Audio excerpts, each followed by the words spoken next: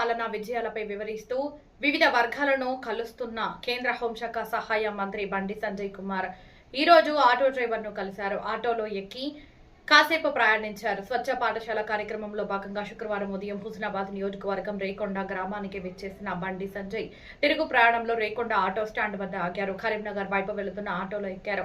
దిలీప్ అనే ఆటో డ్రైవర్ను పలకరిస్తూ మోదీ 12 ఏళ్ల పాలన ఎలా ఉందంటూ ఆరా తీశారు. మోదీ అనేక పథకాలను అమలు చేశారు. ఉచిత బియ్యం మోదీ ఇస్తున్నారు, ఉజ్వల గ్యాస్ ఇస్తున్నారు, గ్రామాలకు రోడ్లన్నీ మోదీ ప్రభుత్వం వేసినవే, జాతీయ రహదారుల పైసలన్నీ కేంద్రానివే, కరీంనగర్ జగిత్యాలకు నిధులు మంజూరు చేశారు, 12 లక్షల ఉద్యోగాలు ఇచ్చారు, గ్రామ పంచాయతీలు మున్సిపాలిటీలకు పెద్ద ఎత్తున పైసలు ఇస్తున్నారు, ఆ నిధులతోనే గ్రామాలు పట్టణాలు అభివృద్ధి చెందుతున్నాయని వివరించారు.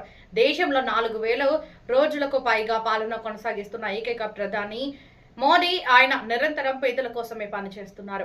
పేదల పాలిట దేవుడు నరేంద్ర మోదీ. ఆటో డ్రైవర్ గా నువ్వు రోజు కనీసం 100 మందినైనా కలుస్తూ ఉంటావు.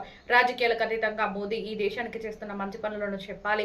మోదీ నిండు 100 ఏళ్లు ఆరోగ్యాలతో ఉంటూ దేశానికి మరింత సేవ చేయాలని కోరుకుందామని చెప్పారు.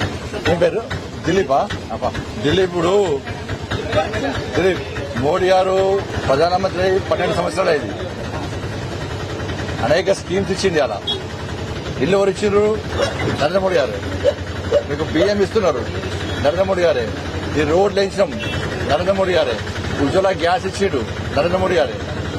ఇప్పుడు మన కరీంనగర్ వరంగల్ రోడ్డు నరేంద్ర మోడీ గారు ఇచ్చాడు. ఇప్పుడు కరీంనగర్ జగిత్యాల రోడ్డు కూడా మోడీ గారు ఇస్తున్నారు. అంటే నువ్వు ఆటో డ్రైవర్ రోడ్డు కూడా చెప్తున్నాను.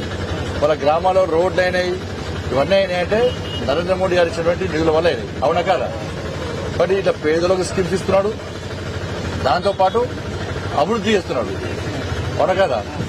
నువ్వు రోజు కనీసం 100 మంది కలుస్తావు రోజు. నీతో పాటు మీ ఆటో డ్రైవర్లకు చెప్పాలి, దాంతోపాటు ప్యాసింజర్లకు చెప్పాలి. ఈ రాజకీయంతో సంబంధం లేదు. మరి అటువంటి వ్యక్తి ఇలా ప్రధానమంత్రిగా ఉండి 12 సంవత్సరాలు అయిపోయింది. ఇవాళ 4400 ఒక్క రోజు ఇవాళ ఇంతవరకు దేశంలో ఇన్ని రోజులు కంటిన్యూస్ గా ప్రధానమంత్రి ఎవరు లేరు. కాబట్టి ఆయన పేదోళ్ళ మనిషి, పేదోళ్ళ దేవుళ్ళ కూర్చుతాడు, పేదోళ్ళ కోసమే పనిచేస్తాడు. కాబట్టి అటువంటి వ్యక్తి గురించి మనంతా కూడా చెప్పాలి. ఆయన ఆరోగ్యంగా ఉండాలని కోరుకోవాలి మనందరం కూడా. ఆయన ఆరోగ్యంగా ఉంటే మనం ఆరోగ్యంగా ఉంటాం. అవునా కదా? కాబట్టి దాని గురించే ఏమేం చేసిండు, పిల్లలకు ఉద్యోగాలు ఇచ్చిండు. మన గ్రామ పంచాయతీ కూడా పైసలు ఇచ్చినాం. గ్రామ పంచాయతీలకు, మున్సిపల్ కార్పొరేషన్లకు పైసలు ఇచ్చిండు మోడీ గారు. మున్సిపాలిటీలకు పైసలు ఇచ్చిండు. అవునా కదా? ఇప్పుడు ఇచ్చే పైసలు మొత్తము కేంద్ర ప్రభుత్వం పైసలు వస్తా ఉన్నాయండి. బుక్స్ చదవాలి, అందరు చెప్పాలి. రోజు 100 మంది చెప్పాలి. ఓకే, మోడీ గారు మంచి ఏమేమి చేసిండు అన్నీ ఉండేది. ఇలా మంచి కార్యక్రమం అందరికీ చెప్పాలి. ఓకే,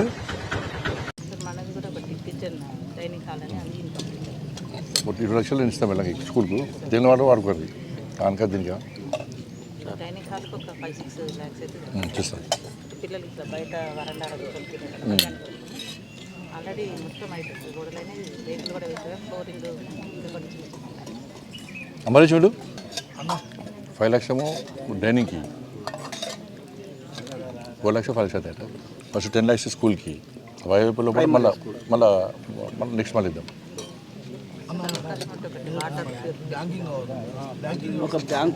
బ్యాంక్ లేదురా? పొట్టు పైసలు ఉంటాయి.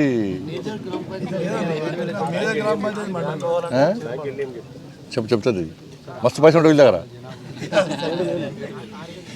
ఫుల్ డిపాజిట్లు వస్తాయి. వాటర్ ప్లాంట్ ఇచ్చేస్తాడు. వాటర్ ప్లాంట్ ఇచ్చేసాయి. వాటర్ ప్లాంట్ రాయి. జనాభా కూడా బాగానే ఉంది సార్. 6800 ఉంది సార్. ఇంకో డైనింగ్ 5 లక్షల రూపాయలు ఇస్తాం. ఫస్ట్ అది 5 లక్షల రూపాయలు సార్ దేనికి. అది అయిపోయిన పాటు మళ్ళీ మిగతా చేస్తా. Okay, thank you sir. Water plant ఇస్తా.